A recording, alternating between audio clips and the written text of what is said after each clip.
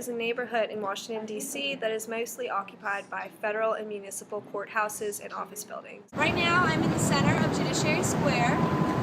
The old pension bureau is down there, and the old patent office is right there. It is conveniently located between the White House and the Capitol building for easy access to politicians. Architects used Roman designs in designing these buildings to represent the glory and the dignity that was Rome with aesthetically pleasing architecture.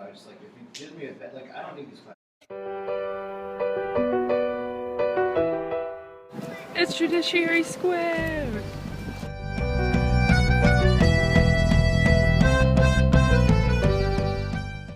Near Judiciary Square stands the old D.C. City Hall. Here we have the old D.C. City Hall. It's now a District Court of Appeals. It was originally kind of based off of the Capitol building's design. While this building once housed the local government for the city, this building is now used as the District of Columbia Court of Appeals. This building can be divided into two wings with a portico in the center. So originally it was actually designed to have a dome, but construction that didn't happen. Separating the building's two wings is a portico like the Pantheon's. The pediment is supported on its three outermost sides by ionic pillars.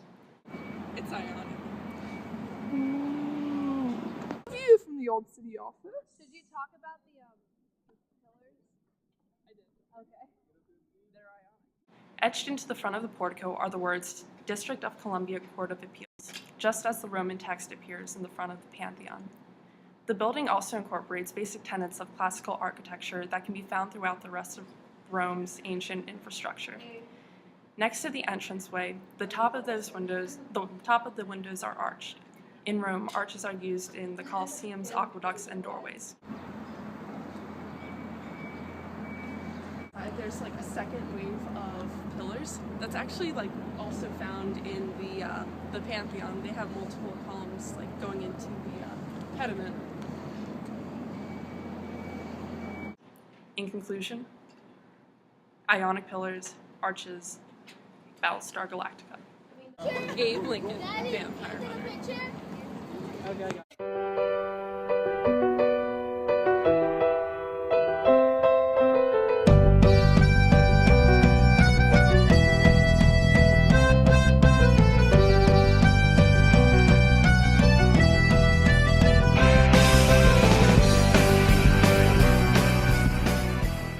The Pension Bureau, now known as the National Museum of Building, stands in Judiciary Square. The building is bound by 4th, 5th, F, and G Street in downtown Washington, D.C. And this is the National Building for Buildings, which used to be the pension office here. The building is known for its 1,200-foot frieze that wraps around the entire building that depicts soldiers from the Civil War. It is similar to the one found on the Athenian Parthenon in Athens. Yeah, it just represents it's glorifying the soldiers, and that's how they did it in Rome. They glorified the warriors. The Pension Bureau was designed by General Montgomery C. Meigs and measures 400 feet by 200 feet and occupies an entire city block. This is a big red building and is the Museum of Buildings for Buildings. The building also contains 4 Corinthian columns on each of the 4 corners of the building that further add to its Greco and Roman appearance. Finally, the building also contains many arches along the doorways and windows to further add to its Greek and Roman appearance.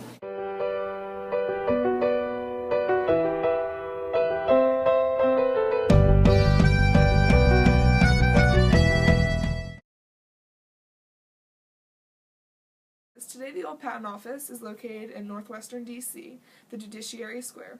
It is presently called the National Portrait Gallery and Smithsonian American Art Museum.